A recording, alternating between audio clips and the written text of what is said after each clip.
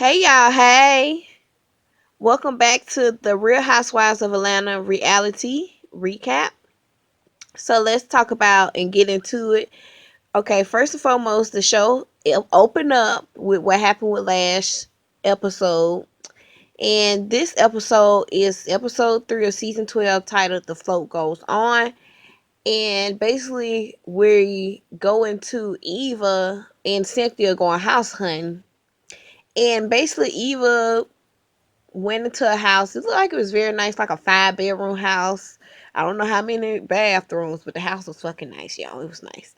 And, Eva trying to crack joke at herself about when Nene and Marlo was basically trying to say, was mainly Marlo. Marlo was trying to say that Eva is broke and it's a joke and she in financial ruins. Her and her husband, is his name Mike? No, that ain't, what is his name? I don't know, y'all. I forgot the man's name. But anyway, Eva trying to say, boy, I ain't broke. I'm pre-qualified by a loan officer that said I can afford this $775,000 house. I think it was 3,000 and something square feet. But Eva then backtracked and said she don't want the house because she feel like she will outgrow the house because she's already a mother of 3. During that time she was pregnant. So they was talking about that. And was they talking about Nene? I don't think they got Nene yet. But yeah, they were just house hunting and excited about the pride. Yeah, they did. They was talking about pride and how they may all run into each other there, her and Eva and Nene, and how that would go. And Cynthia basically feel like it ain't gonna be nothing but be fake. Now Eva said she feel like it ain't gonna be nothing but fake highs, so either they gonna get into it. One of the two. All right. So next, well, I did say that I had wrote notes, y'all, about Cynthia and Nene possibly reconciling their friendship. Who knows? We had to see down the line. All right, then we go to Porsha and Tanya. Yeah, Tanya.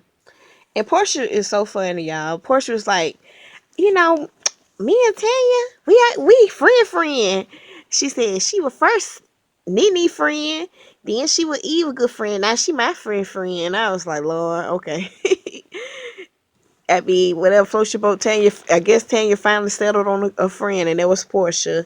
And she was saying that how her and Porsha was saying how her and Tanya are close friends, good friends, and basically she was confiding in Tanya about the whole dinner situation, how she still heard about it, how they trying to go to therapy to mend things and fix it. And of course Tanya, was giving her, you know, what's the word I want to say? She basically was, rubbing her back, saying, girl, it's gonna be all right. Y'all keep going to therapy, work it out. You know what I mean? Work it out. But who, I don't know. I don't know if they gonna work it out or not, y'all. But Portia was also saying that Dennis was saying to her at therapy that she was emotionally unavailable. Child, that's the oldest excuse in the book about talking about she wasn't there for him. And Portia brought up great examples of saying, hey, I was there for you got me this puppy. You was there for me during this pregnancy. We were there for each other. So I don't know what you getting this from. She already feel like once you gave your body to somebody else, that was it. So I don't know why he trying to come up with that lame excuse to justify what he did. All right, now next to Miss Twirl herself, Kenya Moore, and her long distance relationship with her husband Mark. She confided to her cousin Shay, and her was like, "Ooh, okay, Kenya, your cousin cute girl, go ahead." And Kenya was saying how she felt about the long distance relationship, how it's putting a strain on their relationship, and how when he is there, he's there. I think she said she see him between 7 to 10 days. Between 7 to 10 days is the longest that they go seeing each other, and when he's there, he's not present, and he's more focused on the baby, which is not nothing wrong with that. But like some walkers say, girls need love too. Okay. She want that. She want that husband. She want her husband touch and longer for him, and he worrying about everything else but Kenya, to say the least. But I feel sorry for Kenya because Kenya always wanted to be married and have a family, and for her to feel like she doesn't exist or he doesn't love and care for her, it's really sad. All right, so let's get into it about Nene. Miss HBIC is back, and she popular than that, like they say, you know. So Nene was basically saying that she's so happy that Greg is cancer free, and kudos to Greg for being cancer free. I know they had a long fought battle, and good that by the grace of God, Greg is still here to live, another day. And good for Nene to sticking it out. I know it's hard to be a caregiver to somebody who's sick. It's challenging for both. And Nene revealed that she is now a ambassador for the American Cancer Society, and they basically did an infomercial with her and Greg, basically talking about the situation of the trial and tribulations of battling cancer. And it's so sad. My heart go out to Nene because it took a lot for her to deal with that. And then my heart definitely go out for Greg because he's the one that was battling the cancer. And you could tell before they did the infomercial and sat down to do it, Nene was crying and emotional about it. And it just goes to show you how human Nene is. Nene got this tough exterior, but really she's really soft on the inside. All right, so let's go into Kandi and the surrogate etiquette. So Kandi and her husband Todd was sitting down eating and talking about how do you approach having a baby shower with having the surrogate carry the child, and the baby shower is meant for you, but it's really the surrogate, carrying the child. So Kandi and Todd try to navigate through that, and Todd tried to tell Kandi, you need to be more into etiquette as far as the surrogate is concerned, how to deal with it, handle it. And Kandi said, I'm going with the flow. I'm trying to learn just as much as you are, and learn the same too. And then, Kandi was saying that she don't want Todd to be the one that seemed like he's gonna tell her what to do when it comes to the child. And which I can agree, because even though Ken ain't carrying the child, still, like, I'm still the mother regardless. You the father, but I'm the mother. And mom gonna always be there for the baby when daddy. What they say, mama's baby, daddy's maybe.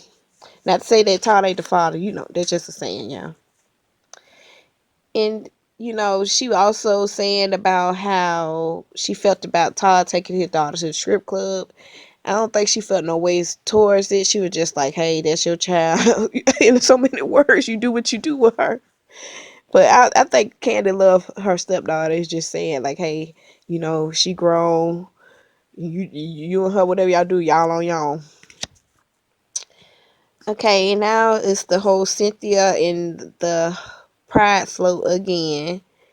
And Cynthia was just saying that she don't know how it will go and how she feel about that whole situation with Nene and being on the float and all that jazz and their friendship and how they ain't friends no more, yada yada yada. We all know that they've been off and on with their friendship for years, so they might get back together, they may not. And she was talking to her fiance, I forgot his name, y'all, I'm sorry. But I know they was like talking to each other like on the phone or whatever. Okay, so back to Kenya Moore and her husband Mark. And this really was very cringeworthy, this whole like Mark and Kenya situation, because I feel like Mark is not invested in this relationship no more, and it really showed. He is just there to see his daughter, and that's it on that. I'm pretty sure he got love for Kenya, or he was in love with Kenya, but maybe the reality TV cameras and all that stuff being in your business getting to him, and he don't want to open up or say or do anything while the camera is there, because we ain't no telling what go on behind closed doors. And I can really tell Kenya is hurt. She feeling like she is second fiddle to her daughter, and I don't know what to say or feel about that, because I don't have a child, so I can't say, y'all, you know what I'm saying? Like, have y'all ever, if any parents that's watching this, have y'all ever felt like your child was more important than you were in your family or in your relationship? I always feel like kids are more important in the relationship, in the family. But then again, once you marry, I was thinking that we have to put each other, we have to put our child first, but we can't neglect ourselves or each other. We have to love each other too. Cause that the baby sees that disconnect and discord between us, and we don't want that to affect her. You know what I'm saying? That's what I was thinking when I saw that. And he kind of looked like he's like a toxic. He gave me toxic masculinity vibes. Like, oh, you anything she do, she never right, and everything she do is wrong in his eyesight. And I'm just like, damn, dude, like chill, like. I mean, you mad about some eggs. If you want eggs that bad, you go get them. You know what I'm saying? Like, it ain't that deep. And like I said, I mean, ain't nothing wrong with loving your child. And I forgot to mention that because Kenya was telling her cousin prior before that Mark has the baby in the bed with them. And I'm like, that baby needs to sleep in her crib. You know what I'm saying? We don't want to roll over and hurt the baby and nothing happen to her. So, but yeah, we all know the story what happened with Mark and Kenya. They filed for divorce from each other. So I don't know if they're gonna work it out. Who knows? People could do that and get back together. And then cut to Nene sitting up there getting her makeup done, and Marlo come in the room, and Marlo trying to put the power of Christ compels you on Nene. Like, girl, just do what would Jesus do? You know what I'm saying? Just be the better person, bigger person. Speak to him.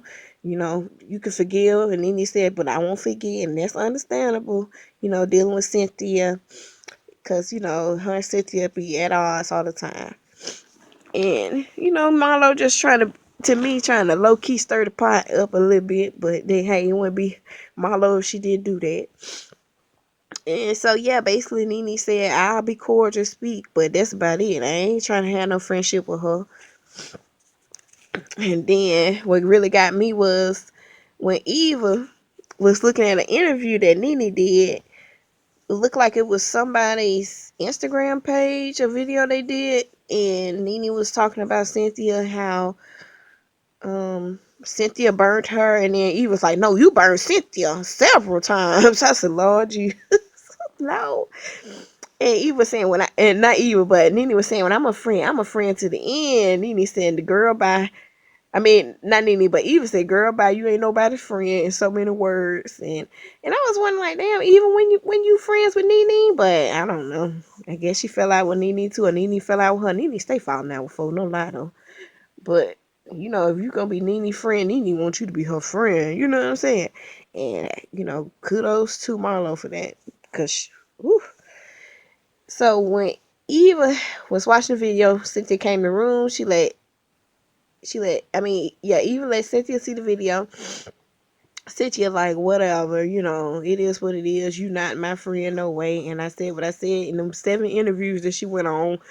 I was like, wow. She really had a lot to say about Nene, and they had a lot to say about each other, but it is what it is. They just ain't meant to be friends no more. All right, so cut to the build up of this episode was the Pride in New York on the float or whatever. So, Cynthia and her daughter and Eva was on the float. All of them looked cute in their little, rainbow gear for Pride, New York Pride Week. And it looked like it was a Bravo folk because, Andy Cohen was there and other housewives was there, like Giselle Bryan, and I saw somebody else was there. But I think she was a New York housewife.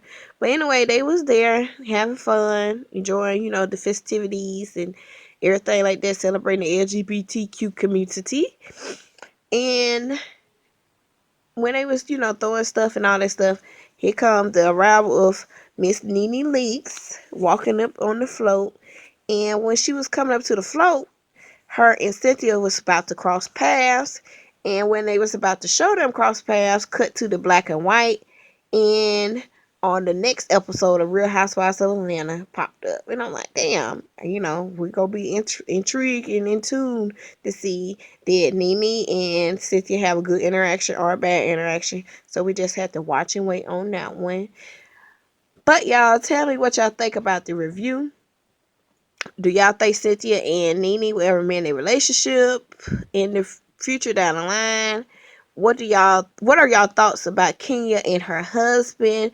Do y'all feel like he just there because he want to be a part of his child's life? He don't want to be part of Kenya's life no more, and he just playing out over it. And do y'all feel sorry for Kenya going through the situation with her baby's father and finna be ex-husband treating her like she doesn't even exist, and it's so sad. And tell me what y'all think about Shady Eva. Baby Eva been throwing shade on every episode. She always got something to say about Porsha, Nene, and everything and everybody. I want to know y'all thoughts about that. And yeah, what y'all think about, last but not least, about Porsha and this Dennis thing, about him saying that she is emotionally unavailable. Is that just an excuse for him to cheat on her, just to have an alibi to say, I cheat on you because you weren't there for me, type BS? But y'all, like I always say, leave your comments below before you go. I really appreciate y'all tuning in and watching. And peace. I'm out. Catch you in the next one.